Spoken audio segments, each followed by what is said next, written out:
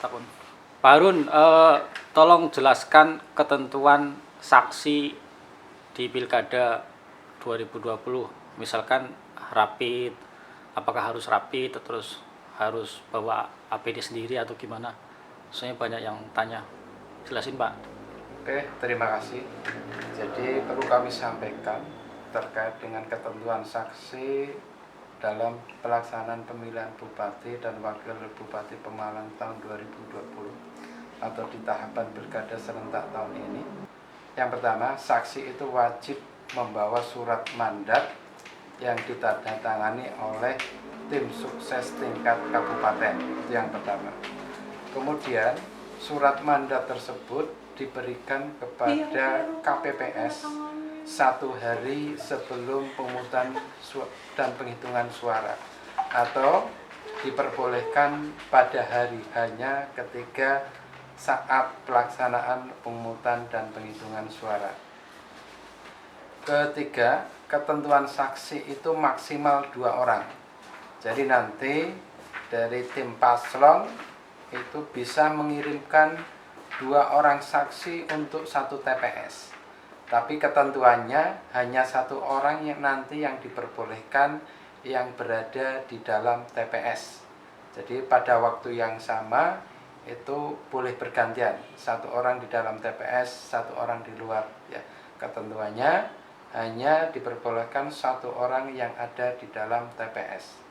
Nah, kemudian terkait dengan surat mandat nanti yang akan diberikan kepada saksi, ya, paling tidak nanti di samping ditandatangani oleh tim sukses tingkat kabupaten, stempel basah, juga nanti surat mandat itu minimal memuat nama, tanggal lahir, alamat, tempat TPS bertugas, dan saksi tersebut untuk tim pasangan calon yang mana atau nomor berapa, ya. Kemudian kaitannya dengan pelaksanaan Pilbub Pemalang ini di tengah pandemi COVID-19, maka ada ketentuan lain, ya, terkait dengan saksi juga harus menggunakan alat pelindung diri, minimal pakai masker, ya. Jadi nanti saksi itu wajib membawa masker ketika datang ke TPS. Di PKPU 13 tahun 2020 itu tidak diatur bahwa saksi itu wajib melaksanakan rapid test seperti penyelenggara, ya. KPPS maupun Linmas itu memang wajib harus rapid test terlebih dahulu. Tapi memang kemudian diatur kalau memang suhunya di atas 37,3, saksi tidak diperbolehkan masuk TPS, ya. Terus haknya saksi apa, Pak? Haknya saksi di TPS. Jadi saksi setelah memberikan mandat diberikan kepada ketua KPPS atau anggota KPPS, kemudian nanti bisa mengikuti pelaksanaan pungut hitung dari awal hingga nanti penghitungan.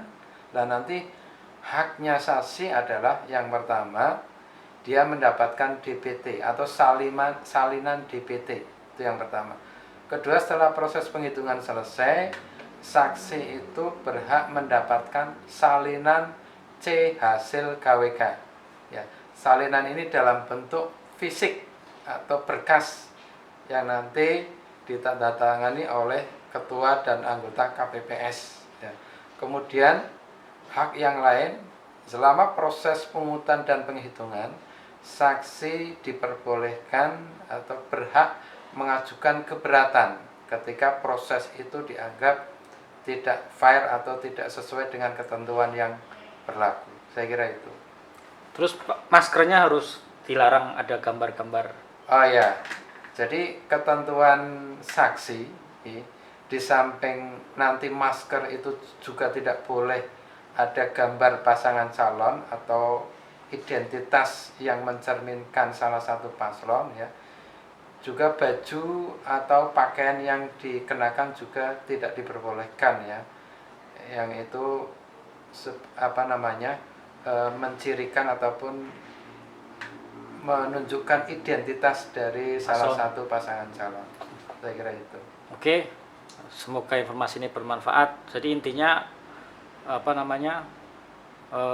saksi ini tidak ada ketentuan harus rapid, Ya, kemudian nanti surat mandat dari kabupaten ya, betul. Tim sukses. tim sukses kabupaten, kemudian diserahkan ke KPPS nanti satu hari sebelum coblosan atau hari H. Pada saat Artinya. Terus nanti dapat salinan DPT terus hasil dan C hasil. Oke. Terus yang boleh masuk hanya satu ya. Satu. Kalau misalkan ada 2 saksi berarti gantian bisa. Gantian bisa. Oke. Jadi itu aja, semoga bermanfaat. Terima kasih.